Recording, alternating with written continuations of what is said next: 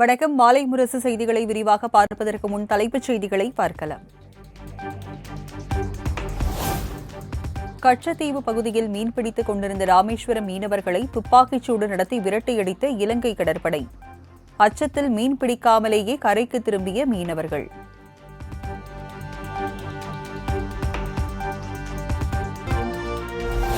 சென்னை நுங்கம்பாக்கம் காம்தார் நகர் முதல் தெருவிற்கு SP பாலசுப்ரமணியம் சாலை என பெயர் சூட்டப்படும். தமிழ் திரை உலகிற்கு ஆற்றிய சேவையை போற்றும் வகையில் முதலமைச்சர் மு.க. ஸ்டாலின் அறிவிப்பு.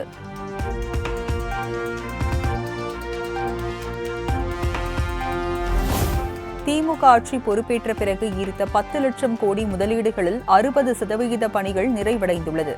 தமிழ்நாடு தொழில் வழிகாட்டி நிறுவன பணியாளர்களை சந்தித்த பின் முதலமைச்சர் மு.க. ஸ்டாலின் தகவல்.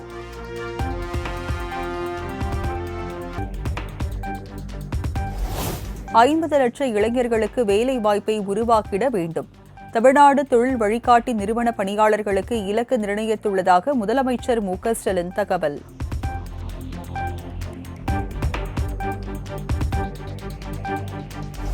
பாராலிம்பிக்கில் பதக்கம் வென்ற தமிழ்நாட்டு வீரர் வீராங்கனைகளுக்கு 5 கோடி ரூபாய் ஊக்கத்தொகை சென்னை தலைமை செயலகத்தில் முதலமைச்சர் மு.க. ஸ்டாலின் வழங்கினார்.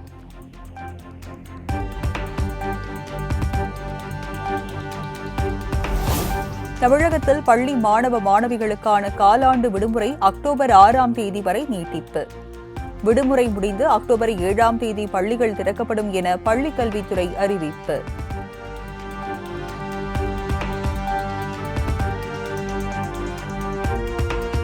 பள்ளிகளுக்கு காலாண்டு விடுமுறை மற்றும் வார இறுதி நாட்களை முன்னிட்டு வரும் 27 மற்றும் 28 ஆகிய தேதிகளில் 1120 சிறப்பு பேருந்துகளை இயக்க முடிவு.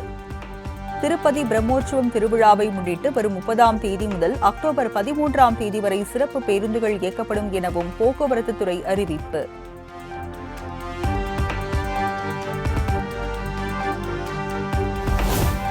கோடநாடு கொலை கொள்ளை சம்பவம் தொடர்பாக செல்போன் உரையாடல் குறித்து CBCID போலீசார் விசாரணை. கோடநாடு எஸ்டேட்டில் கணினி ஆபரேட்டராக பணிபுரிந்து தற்கொலை செய்து கொண்ட தினேஷின் பெற்றோரிடம் விசாரணை.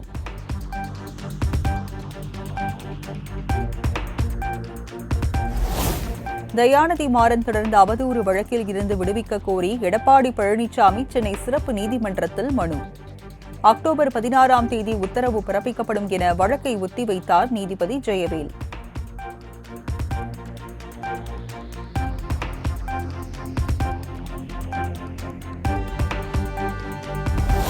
திமுக VCக கூட்டணியில் விரிசல் ஏற்பட வாய்ப்பில்லை என திருமாவளவன் திட்டவட்டம்.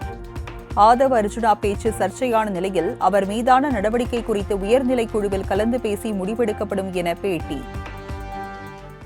திமுக மற்றும் VCக ஆகிய 2 கூட்டணி கட்சிகளுக்கு இடையில்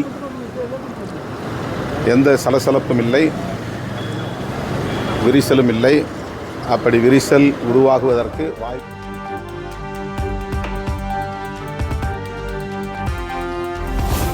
மதுரை மத்திய சிறையில் இருந்து சவுக்கு சங்கர் ஜாமீனில் விடுதலை.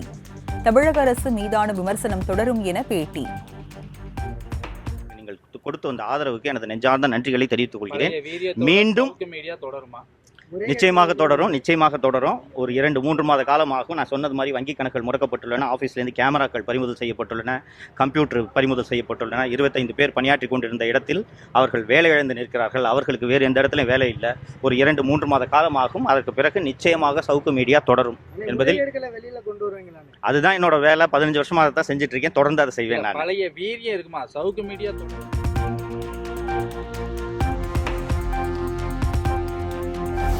சென்னை மேயரின் தபேதார் மாதவி லிப்ஸ்டிக் அதிகம் பூசியதால் பணியிட மாற்றம் செய்யப்படவில்லை. பணியை சரிவர செய்யாத காரணத்தால் மெமோ கொடுக்கப்பட்டு பணியிட மாற்றம் செய்யப்பட்டதாக மேயர் அலுவலகம் விளக்கம்.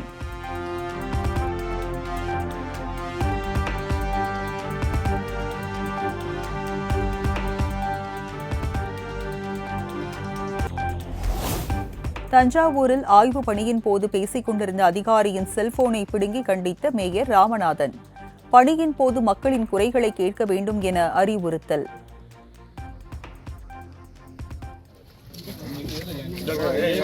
இங்க வாமா, நீ முன்னாடி வாமா. பண்ணவே இல்லை, என்ன தண்ணி வந்துட்டு தானே.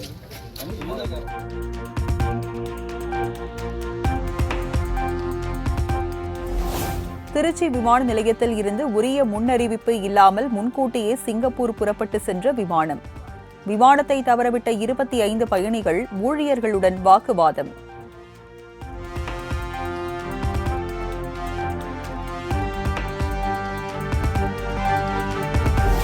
தாம்பரம் ஜிஎஸ்டி சாலையின் நடுவில் பழுதாகி நின்ற அரசு பேருந்து. நெடுந்தூரம் தள்ளியும் ஸ்டார்ட் ஆகாததால் பயணிகள் அனைவரும் மாற்று பேருந்தில் அனுப்பி வைப்பு.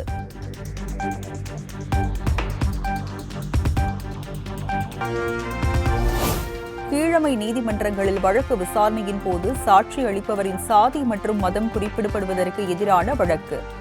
நீதி மற்றும் நிர்வாக பதிவாளர்கள் பதிலளிக்க உயர்நீதிமன்ற மதுரை கிளை உத்தரவு.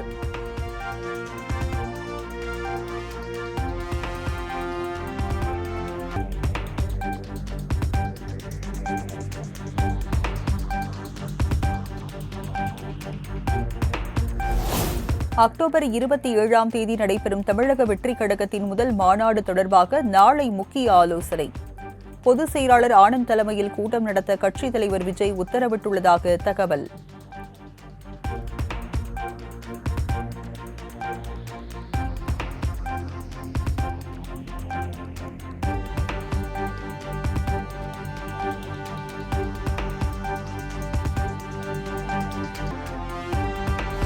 ஒலிம்பிக் மற்றும் பாராலிம்பிக் போட்டிகளில் பதக்கம் வெல்வதில் ஹரியானா வீரர் வீராங்கனைகளின் பங்களிப்பு மிக அதிகம் என பிரதமர் பெருமிதம். ஒலிம்பிக் விளையாட்டு பயிற்சி மையங்கள் அனைத்து மாவட்டங்களிலும் உருவாக்கப்படும் என்றும் தேர்தல் பரப்புரையில் மோடி அறிவிப்பு.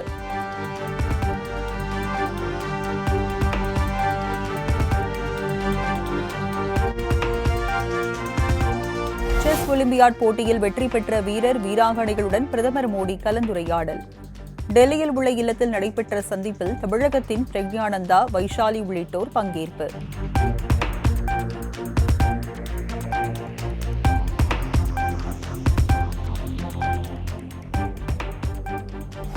ஜம்மு காஷ்மீரின் மாநில அந்தஸ்து மட்டுமல்ல, மக்களின் ஜனநாயக உரிமைகளும் மீண்டும் மீட்டெடுக்கப்படும். ஜம்முவில் நடைபெற்ற பிரச்சார கூட்டத்தில் மக்களவை எதிர்க்கட்சித் தலைவர் ராகுல் காந்தி திட்டவட்டம்.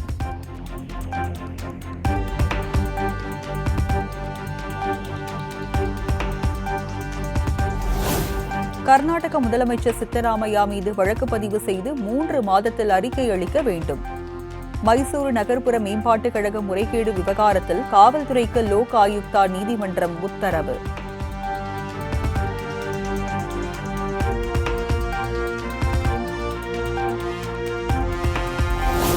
ஜம்மு காஷ்மீரில் விறுவிறுப்பாக நடைபெற்ற 2ஆம் கட்ட தேர்தலுக்கான வாக்குப்பதிவு நிறைவு.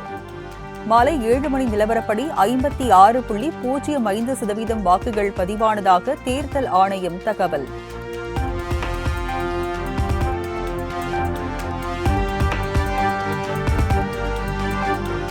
இந்துக்கள் இஸ்லாமியர்கள் இடையே வெறுப்பை விதைக்கும் பணியில் பாஜக ஈடுபட்டு வருகிறது. ஜார்க்கண்ட் முதலமைச்சர் ஹேமந்த் சோரன் குற்றச்சாட்டு.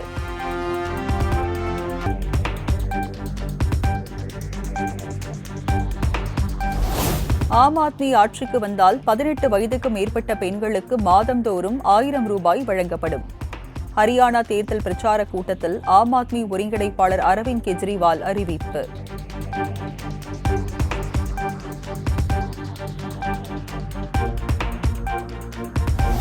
வேளாண் சட்டங்களை திரும்ப கொண்டுவர வேண்டும் என்ற தனது பேச்சுக்கு மன்னிப்பு கோரினார் பாஜக எம்பி கங்கனா ரணாவத். நாடு முழுவதும் கடும் எதிர்ப்பு எழுந்த நிலையில் கருத்தை திரும்பப் பெற்றார் கங்கனா.